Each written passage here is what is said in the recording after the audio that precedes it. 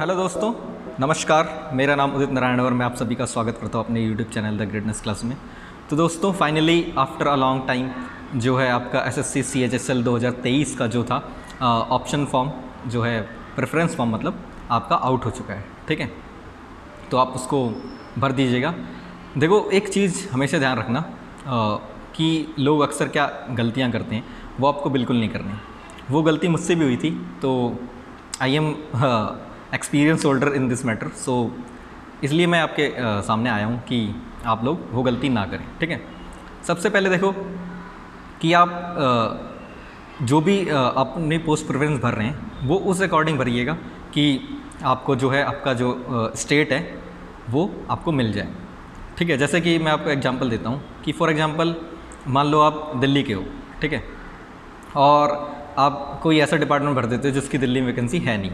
ठीक है, बस आपने नाम सुना कि अच्छा लग रहा है और आपने भर दिया, तो आप कहीं किसी अदर स्टेट में पोस्टेड हो सकते हो आपके मार्क्स अच्छे होते हुए भी। ठीक है, तो इस बात का ध्यान रखना है कि सबसे पहले आप देखो कि सबसे पहले आप उसको कैटेगराइज करो कि किस स्टेट में कितनी वैकेंसी, अगर आपके पास वो डेटा है तो। ठीक है, नहीं तो कुछ ऐसी वैकेंसी होती है जैसे दिल्ली में जैसे पासपोर्ट डिपार्टमेंट का है तो उसमें मोस्ट प्रोबेबली आपको मिनिस्ट्री ऑफ एक्सटर्नल अफेयर्स मिलेगा। ठीक है, तो उसका क्या होता है वो दिल्ली में पोस्टिंग आपको मिलने के काफ़ी अच्छे चांसेस होते हैं। ठीक है, तो इसी तरह देखो अगर आप ऐसी गलती करोगे तो आपको बहुत बड़ा खामियाजा भुगतना पड़ सकता है। इन माई केस मैंने क्या किया कि मैं बड़ी पोस्ट के चक्कर में चला गया और मुझे बड़ी पोस्ट भी नहीं मिली और मुझे केरल भी आना पड़ गया।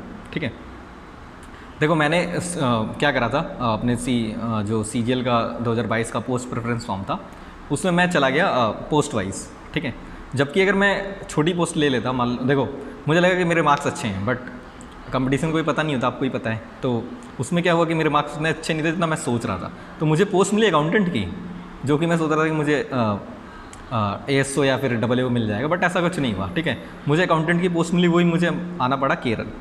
तो जबकि मैं अगर TA ऑप्ट करता तो मुझे दिल्ली मिल जाता।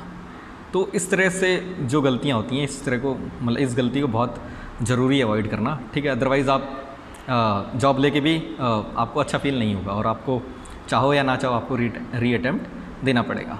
This is the major reason. और देखो जो SSC में जो ट्रांसफ़र वगैरह तो होते ही नहीं है, CAG में तो बिल्कुल नहीं होते, तो जो भी कैंडिडेट है उनके पास कोई ऑप्शन नहीं होता, they have to be appear in the exams.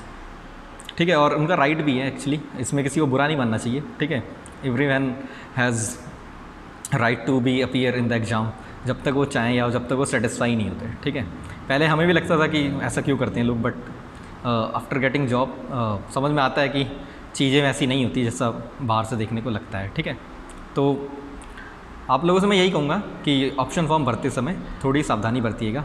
ठीक है, अदरवाइज़ उसके जो कंसिक्वेंसेस हैं वो आपको बुरे भी देखने को मिल सकते हैं। बट आफ्टर ऑल एक बैड न्यूज़ ये भी है कि आपकी जो वैकेंसीज़ थी वो रिड्यूस कर दी गई हैं। पहले 1700 थी, जो कि अब सिर्फ 1200 रह गई है। 12,000 तो सपने की बात है ना। तो हाँ, कोई नहीं, जिसका हो उनको बहुत बहुत बधाई। एंड आप लोग आगे प्रिपरेशन करते रहिए क्योंकि अभी बहुत सारी वैकेंसी आई हैं। देखो DSSB की 2 वैकेंसी आई है, 3 वैकेंसी आई है एक्चुअली। एक तो क्लर्क की है, एक JSA की JJA वाली है, जूनियर जुडिशियल असिस्टेंट, एक MTS की है। ठीक है, और SSC एग्ज़ाम मतलब लाइन से लगने वाले हैं। देखो अभी फेज़ 12 का आएगा नोटिफिकेशन, फिर उसके बाद CHSL है, फिर MTS है, एंड देन आपका CGL है। ये तो मैं नॉर्मल वैकेंसी बात कर रहा हूँ, उसमें CPU भी आएगा, फिर आपका GD भी आएगा, है ना। एंड देखो रेलवे ने भी अपने कैलेंडर जारी किया, उसमें बताया गया कि आपकी NTPC की और ग्रुप D की वैकेंसी जो आएंगी वो भी आने वाली हैं। ठीक है, तो be ready for the exams and prepare your self very well and get a job and enjoy the things. Thank you.